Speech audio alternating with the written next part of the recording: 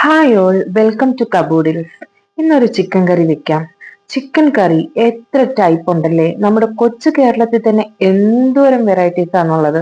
ഇന്ന് ഞാൻ വെക്കുന്നത് ചപ്പാത്തിക്കും ചോറിനും ഇടിയപ്പത്തിനും അപ്പത്തിനും പൂരിക്കും എല്ലാത്തിനും പറ്റും. ഗീ റൈസ് ആയിക്കോട്ടെ, ഫ്രൈഡ് റൈസ് ആയിക്കോട്ടെ, എല്ലാത്തിനും പറ്റുന്ന കുറുകിയ ചാറോട് കൂടിയുള്ള ചിക്കൻ കറിയാണ് കേട്ടോ.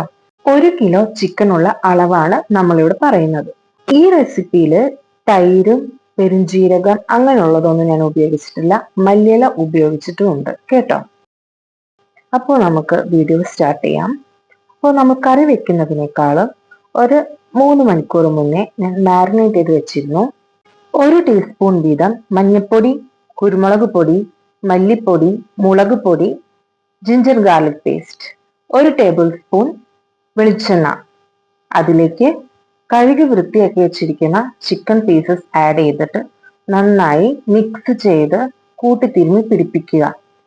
ചിക്കൻ പീസസ് ചെറുതായിരിക്കാനായിട്ട് ശ്രദ്ധിക്കണം. അതായത് നിങ്ങൾ ഇപ്പോൾ കാണുന്ന ഇത്രയും തന്നെ സൈസ് ഇല്ലെങ്കിലും കുഴപ്പമില്ല, അല്പം കൂടെ ചെറുതായാലും ഓക്കെയാണ്. അറ്റ്ലീസ്റ്റ് ഹാഫ് ആൻ അവർ എങ്കിലും ഇങ്ങനെ മാരിനേറ്റ് ചെയ്ത് വെക്കാൻ ശ്രദ്ധിക്കണം. ഞാൻ 3 hours വെച്ചിരുന്നു. കടായിലേക്ക് 2 ടേബിൾ സ്പൂൺ വെളിച്ചെണ്ണ ഒഴിക്കുക. അത് ചൂടായി വരുമ്പോൾ 2 ഗ്രാമ്പു, ഒരു ചെറിയ കഷ്ണം പട്ട, 2 ഏലക്ക, ഒരു ചെറിയ ബേ ലീഫിന്റെ പീസും കൂടെ ആഡ് ചെയ്തിട്ടുണ്ട്. ജസ്റ്റ് ഒന്ന് ഫ്രൈ ആകുമ്പോൾ അതിലേക്ക് ഒരു ചെറിയ കഷ്ണം ഇഞ്ചി അരിഞ്ഞത്, 4 അല്ലി വെളുത്തുള്ളി അരിഞ്ഞത്, 2 പച്ചമുളക് അരിഞ്ഞത്, ഒരു തണ്ട് വേപ്പില, ഇതെല്ലാം ചേർത്ത് ഒന്ന് മൊരിയിച്ചെടുക്കുക.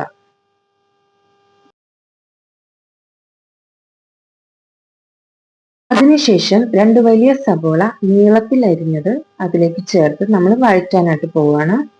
സബോള വാടി തുടങ്ങുമ്പോൾ ഞാൻ ആഡ് ചെയ്യുന്നത് 1 ടേബിൾ സ്പൂൺ തക്കാളി പേസ്റ്റ് ആണ്. നിങ്ങൾക്ക് തക്കാളി ഗ്രേറ്റ് ചെയ്തതോ തക്കാളി അരിഞ്ഞതോ ഇല്ലെങ്കിൽ വേവിച്ച് തൊണ്ട് കളഞ്ഞതോ എങ്ങനെ വേണമെങ്കിലും ആഡ് ചെയ്യാം.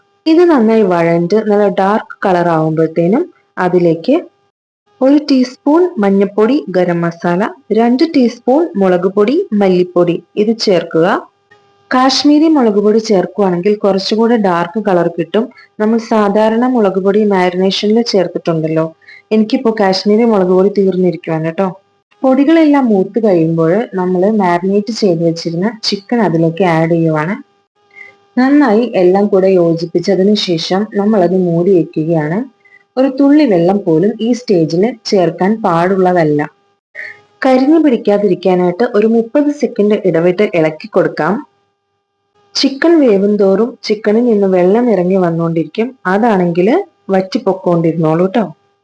കുറുകിയ കറി ഉദ്ദേശിക്കുന്നത് കൊണ്ടാണ് ഇങ്ങനെ ചെയ്യുന്നത്. ഇല്ലാന്നുണ്ടെങ്കിൽ ഇത് നമ്മുടെ കറിയുടെ ഗ്രേവിയുടെ കൂട്ടത്തിൽ ആഡ് ആയിക്കോളും. പകുതി വേവായി കഴിയുമ്പോൾ നമ്മൾ ഒരു തണ്ട് വേപ്പില കൂടി ഇട്ടിട്ട് അടച്ചു വെക്കുകയാണ്. ഒരു 2 മിനിറ്റ് കഴിയുമ്പോൾ നമ്മൾ മാരിനേറ്റ് ചെയ്ത് വെച്ച പാത്രത്തിൽ ഒരു 3/4 ഗ്ലാസ് വെള്ളം ഒഴിച്ച് ഒന്ന് ചുറ്റിച്ച് ഇതിലേക്ക് ആഡ് ചെയ്ത് കൊടുക്കുകയാണ്.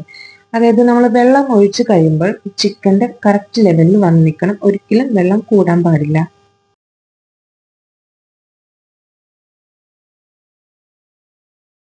ഇനി നമ്മൾ അത് കംപ്ലീറ്റ് ആയിട്ട് വേവാൻ വേണ്ടിയിട്ട് വിടുകയാണ്. മൂടി വെച്ചിട്ട് ഒരു 10 മിനിറ്റ് വെയിറ്റ് ചെയ്യാം. ദാ ഇപ്പൊ വന്ന സ്മെല്ലുണ്ടല്ലോ, അത് ഭയങ്കര ടെംപ്റ്റിംഗ് ആയിരുന്നു.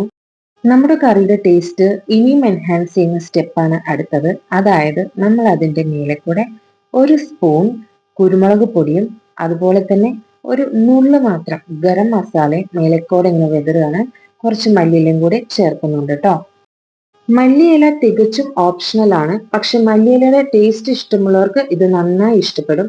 നമ്മൾ ഒരു 3 മിനിറ്റ് കൂടെ അടച്ചു വെച്ചതിന് ശേഷം നമ്മളുടെ കറി പെർഫെക്റ്റ് ആയിട്ട് റെഡി ആയിട്ടുണ്ട്.